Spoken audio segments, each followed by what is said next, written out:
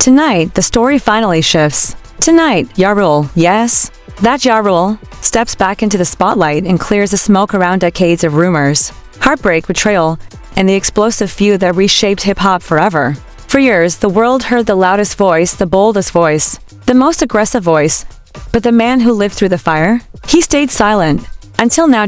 And when Ja Rule starts talking, when Ja Rule starts unpacking what really went down, when Ja Rule starts revisiting the wounds that never fully healed, it becomes clear that this was never just beef. This was empire versus empire, legacy versus ego, sound versus sound. In New York hip-hop got caught right in the middle from the moment Ja Rule sits down. You can feel the weight he's been carrying. He talks about the early days, the hunger, the pressure, the need to carve a lane between giants like DMX and Jay-Z, to titans who dominated their corners of New York, and there was Ja Rule, stuck right in the center of those two storms, trying to build something unique, something melodic, something bold. And Ja Rule doesn't sugarcoat it. He says it himself.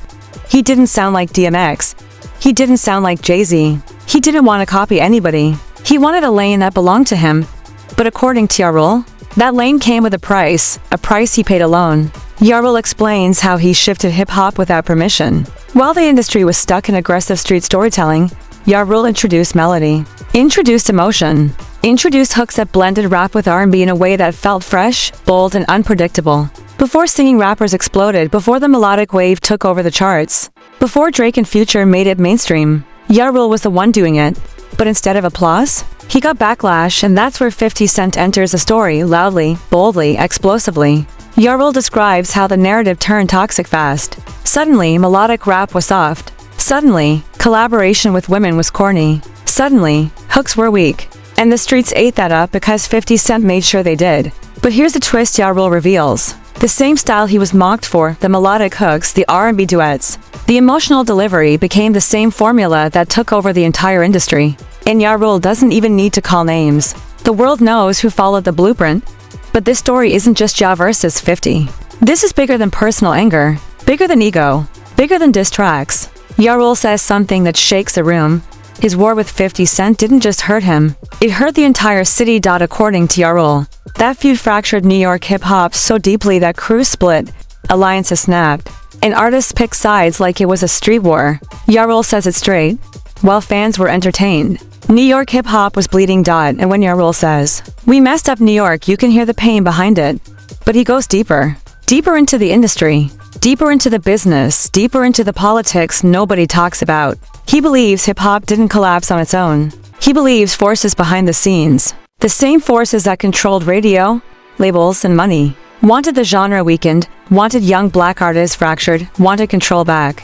And hearing Ja Rule say this, it feels like a confession mixed with a warning. He talks about how labels used to invest in artist development, styling, stage training, media grooming, artistry. Now, anyone can upload a track, and the industry uses that to their advantage. No structure, no unity. No gatekeepers who actually care about the culture. Just chaos. Ja Rule even says hip-hop needs something like the NBA structure, union, leadership, a board. But artists are too divided, too competitive, too isolated to unite. And that isolation is exactly what weakens the genre.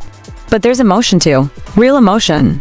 Ja Rule opens up about losing his brother, losing friends, losing people who believed in him, losing the support system that kept him grounded. He shares how prison forced him to rebuild his identity, how fame distorted his friendships, and how silence became his way of surviving. And yet, even through all the pain, all the betrayals, all the years of jokes and memes, Ja Rule says he is still here, still creating, still touring, still making millions, still influencing a generation that doesn't even realize they're following his blueprint. This is the most open Ja Rule has ever been, and it's only the beginning. When Ja Rule starts talking about the present day, not the old beefs, not the past anger, but the new problems in the industry, the entire energy shifts, because now Ja Rule isn't defending himself. Now Ja Rule is defending hip-hop itself.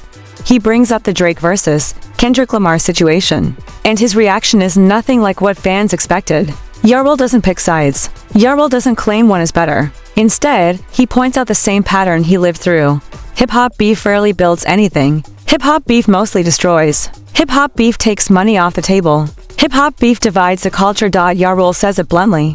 None of the major beefs in history created long-term good. Not Biggie and Tupac, not Jay-Z and Nas, not Ja Rule and 50 Cent, not Kendrick and Drake. According to him, hip-hop always loses. But then he goes somewhere deeper. He says the industry loves division. The industry loves chaos. The industry loves when artists attack each other. Because it stops artists from forming power structures. It stops unity. It stops bargaining power. Ja Rule says a quiet part out loud. When hip-hop artists unite, they become too powerful. When hip-hop artists fight, they become easy to control. And from Ja Rule's perspective, the industry always prefers control. Then Ja Rule flips the conversation and brings up something nobody expected: AI artists. According to him, the industry is rushing toward artificial replacements because AI can't unionize, can't demand rights, can't demand ownership, and can't form alliances. Ja Rule believes the rise of AI is not an accident. It's a business strategy. But even with all the controversy, Ja Rule finds moments to breathe. He laughs about old-fashioned trends, talks about legendary NBA energy, and even shares memories of working with icons like Jennifer Lopez, Bobby Brown, Jay-Z, and DMX.